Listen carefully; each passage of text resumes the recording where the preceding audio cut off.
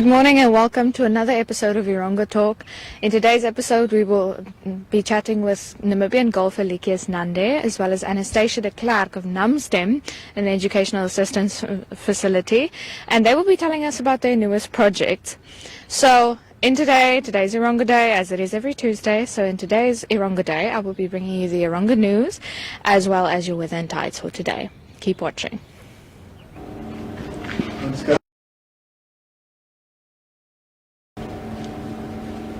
Hi, I'm Aiden. Hi, I'm Tamarin. Please keep on watching Erongo Talk. In today's news headlines, we have three headlines here for you today. The first one is Toerisme bedryf teiken Namibiërs. So this piece is about the impact that the COVID-19 lockdown has had on the tourism industry as a whole.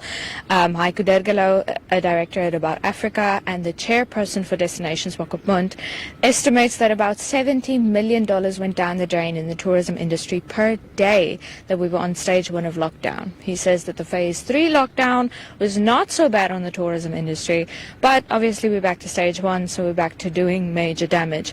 Erongo spoke with him yesterday, and he had some choice words to say on the situation. He told us that by the time the phase 1 lockdown was announced again, that About Africa had earmarked about $2 million in expenses. So these expenses will obviously be on hold. But he says that this 2-week lockdown will have about a 6-week ripple effect. And everything in the tourism and hospitality industry is about a ripple effect. They believe soundly, and they're very quick to remind that a hotel buys meat from somewhere, a hotel buys fresh fruits and veggies from somewhere. Many hotels send their laundry out of their own walls. So it does have a big ripple effect into the Namibian economy. So a lot of people in the hospitality and tourism industries have had to cut personnel by about 50% or cut pay. A big leader in this is the Hansa Hotel in Swakopmund, who has had to retrench 30 of their 48 staff. And then the Bond Group also cut ties with all the hotels they were linked to in Namibia. Safari Lodges has let 177 workers go. So an exception to this seems to be the Gondwana Collection, who has thus far not had to retrench any staff. So the CEO, Gijs Hubert, says that it has to do with stable financial position and a strong business model and just conservative financial management. So then our second headline is a little bit better news in the time of COVID-19. The young teacher from Walvis Bay, Jas, who is a 12-year-old boy and has been having school in his parents' backyard, has big dreams for his school, and he has said that he would like for his school to continue after regular traditional school opens. He said, he was quoted in saying that he would like to see his students attain distinctions in all their respective subjects in their respective grades. So there has since been a donation of tables and chairs to his classroom, but also the Erongo governor and a teaching student in the region have also donated stationery to his students. His mom has since called for help to build a classroom for him. They say that they want to build a wooden structure for him to have a classroom in, because as it is currently, if it is too windy, if it is too cold, if it is too misty, you know how weather is at the coast, if the weather is a little bit funny, then Brentius can't have classes with his students. So he currently has a couple students, and they work Monday to Friday from 10 o'clock to 12 o'clock with a break at 11 o'clock. So their classes include English, maths, spelling, and PT, physical training. Brentius also says that the little booklets that were distributed by MyZone and the Namibian Media Holdings have been a great help to his students in this time. He leaves with saying that students must take their academics into their own hands, and says that dit is ons werk om dit is in ons hande om seker te maak dat ons ons skoolwerk ken. So that's a lot of wisdom from a 12-year-old boy. Our last story is also COVID-19 related. Domestic workers educated on the pandemic. So the Namibian Domestic Workers and Allied Workers Union has presented a workshop in Swakopmund on Saturday to inform domestic workers of what is going on. They say that domestic workers did not get or a lot of domestic workers didn't get things like gloves and masks and hand sanitizers from employers, and they were basically just told again that they have the right to complain should they work in unsatisfactory conditions. A stark reminder here that a lot of domestic workers work in highly unsatisfactory and highly unhealthy conditions, and have since, after years of working in these conditions, have since done up health conditions like. And that brings us to the end of today's news.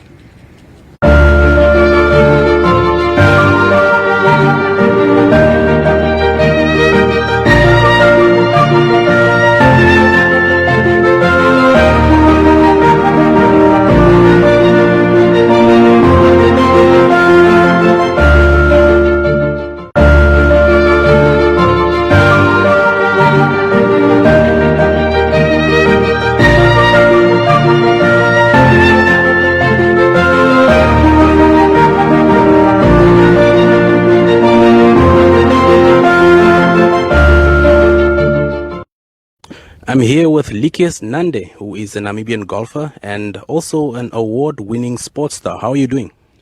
It's all good, thanks. How are you doing? I'm doing very well. All right, Likius, tell me more about yourself. How did you come into golfing? How did you start with your journey in golfing?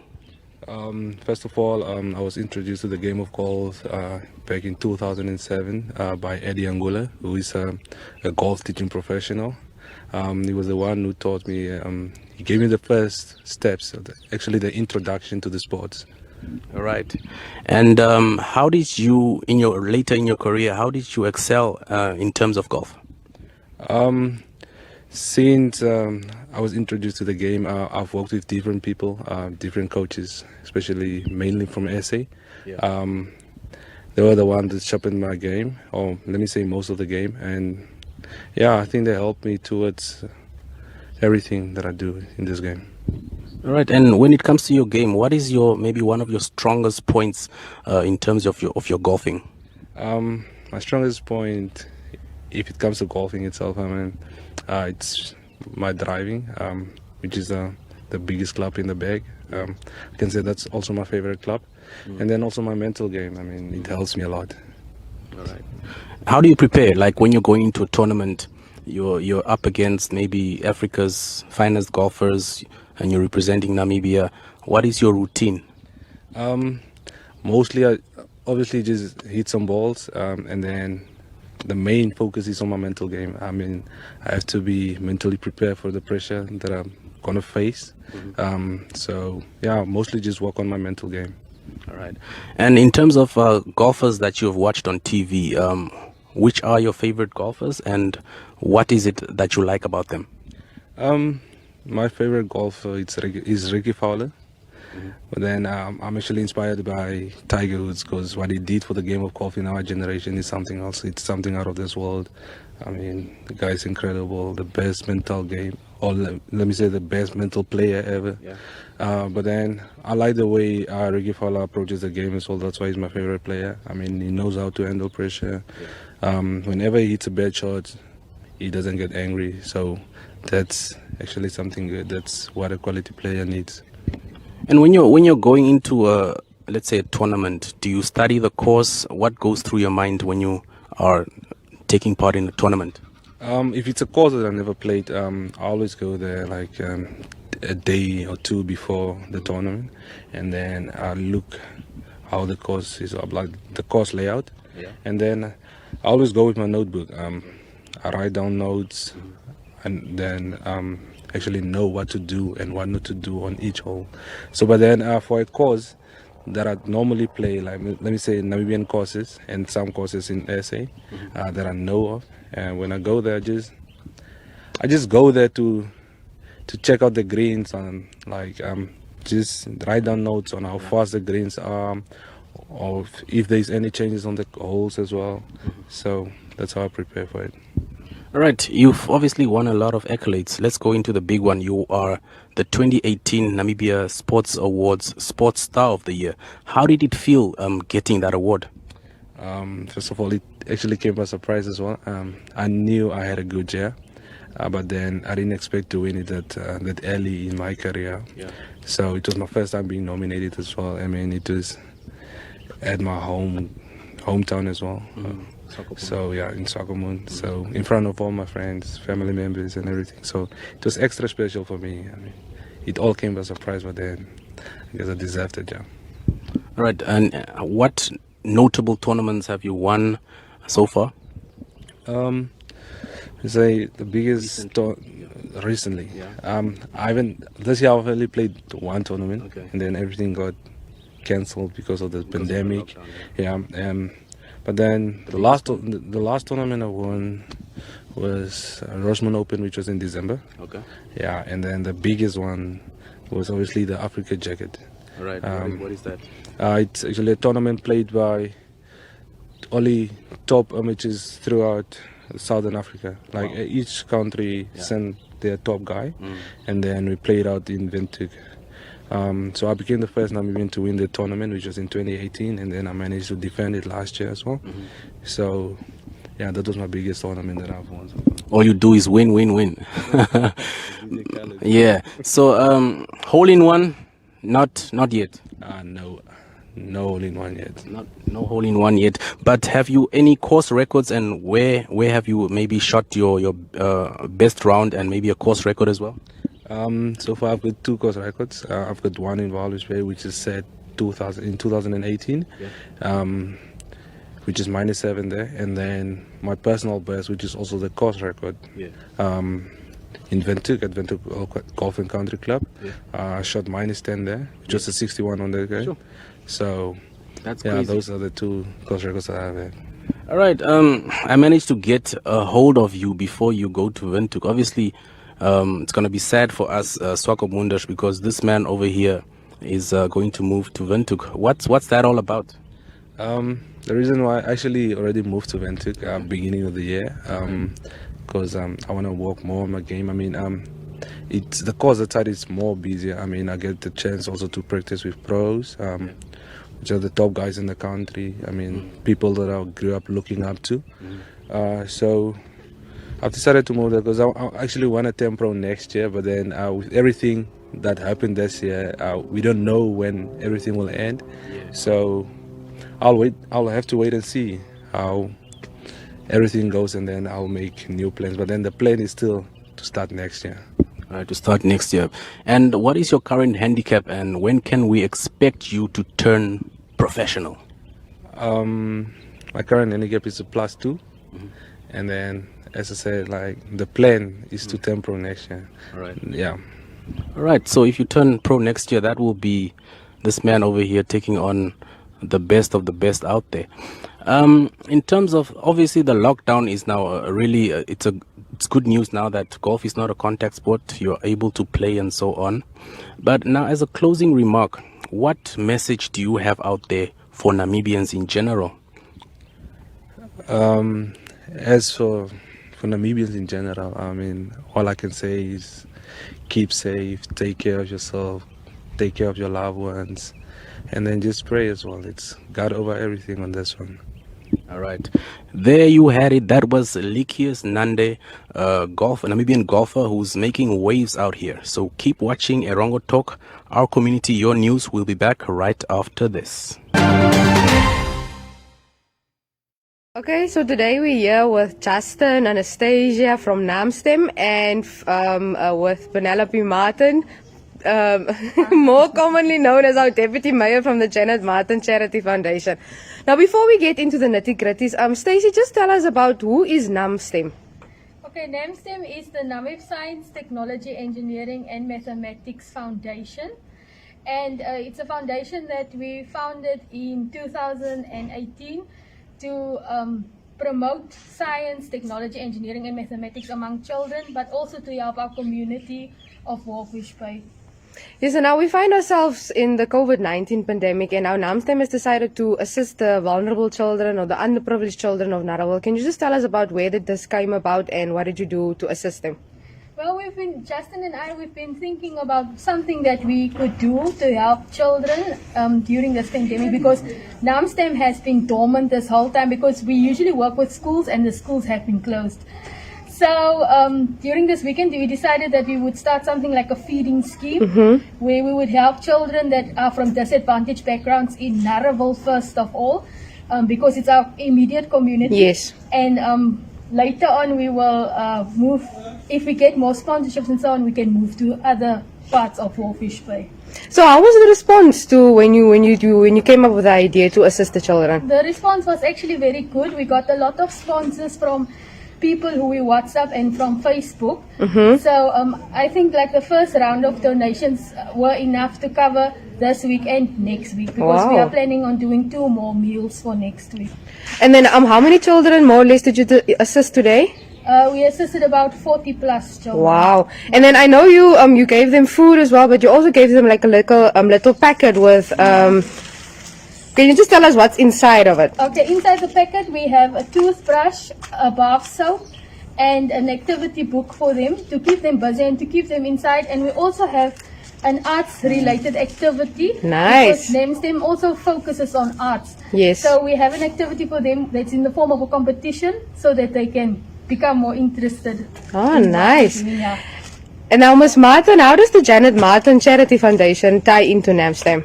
Aside from the fact that it's mother and daughter. Well, we always work together and join hands in all our projects. We, even when Janet Martin Charity Foundation has something, a function or whatever, then NamSTEM also joins us. We always join hands. Yeah. It's 2 heads are better than one, they say usually. Yeah, Harambe. Yes, exactly. And now, Stacey, the schools are still on lockdown, and I know you're a teacher as well. Can you just give a message to the parents and to the learners, especially here in Walvis Bay, still on lockdown, concerning education and the schoolwork?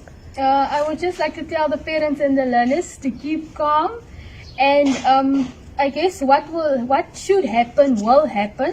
So there's no use in freaking out or whatever. Yes, We should all keep calm, and if you feel like sending your child to school, do it. But if you don't feel like sending your child to school, don't do it. The choice is up to you. So what will happen will happen. Exactly. So thank you so much, guys. Thank you.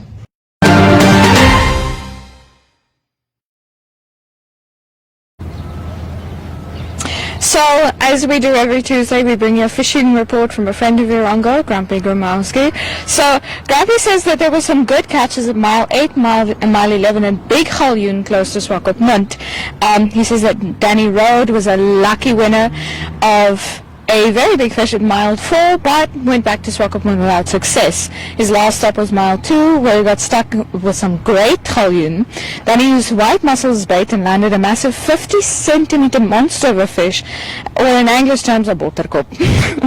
Mike the Jager fished between mile 8 parking area and Witklipper, and landed some decent-sized galjoen. Angling conditions for the weekend look great. One can expect big steenbras to be caught in these calm conditions. Mile 72, close to the fence, also produced some great fish.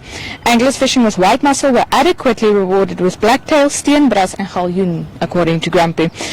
Decent fish were also landed in the area south of mile 72. Even the Omaruru River mouth surprised with some great-sized galjoen for the braai. And cobber a little bit less abundant apparently this weekend, but the situation is expected to change through the course of the upcoming week. Full moon tends to have a good impact on the fishing waters. This in turn is a cause of excitement for anglers in the times ahead. Ski boats apparently caught some nice cob, especially in the areas of mile 8 and mile 14. Fish ranged from just about size to 3 kilogram, the cob now. The weekend was not easy for the shark anglers, with only a few spotted gully sharks, and it looks like the bronzies are a bit scarce at the moment. Rest assured, as soon as the edibles come closer, the sharks should follow for the shark anglers.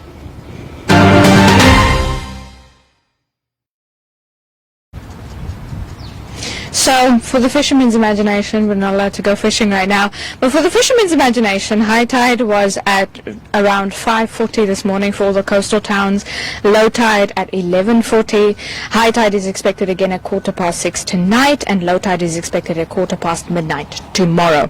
So, Swakopmund is expecting a maximum of 19 degrees Celsius with a west-northwesterly wind, and for tomorrow, Swakopmund expects a maximum of 16 degrees and a minimum of 12 degrees with a west-northwesterly northwesterly wind.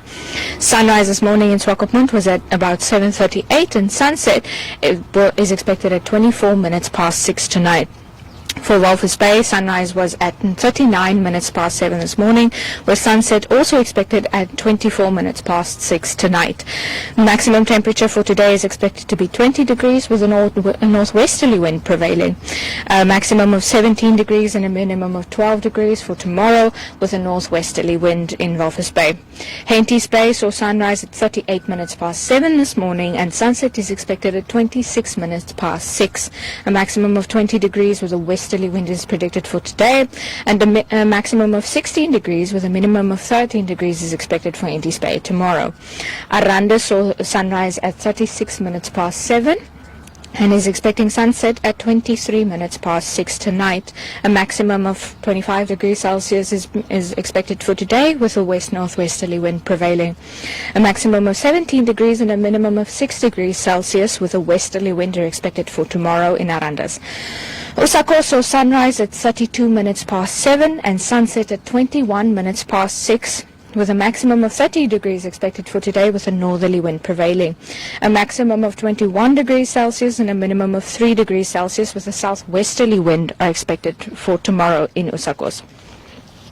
Karibab saw sunrise this morning at 7:31 with sunset expected at 21 minutes past 6. We are expecting a 28 degree maximum for Karibab for today with a northerly wind. For tomorrow, 21 degrees Celsius maximum with a minimum of 2 degrees Celsius in Karibab.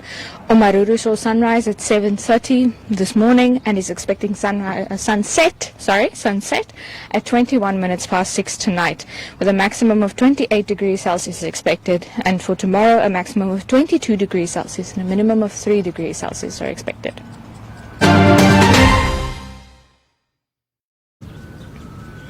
So that's all from me at the Lagoon Park in Walvis Bay today. If you want to get in contact with us for advertisement opportunities, your news tip-offs, or anything you'd like to send us, you can send that to us via WhatsApp or text, or call us at 0811 7040. That's 0811 7040. You can also find us on social media. You can make contact with us through our Facebook page, our Instagram page, or our Twitter page. And you can also visit our website at www.erongo.com.na. I'll repeat, www.erongo.com.na. So until next time, remember to wash your hands, wear your mask, unlike I am. Wear your mask, use your common sense, maintain social distancing, be safe, be healthy. Until next time.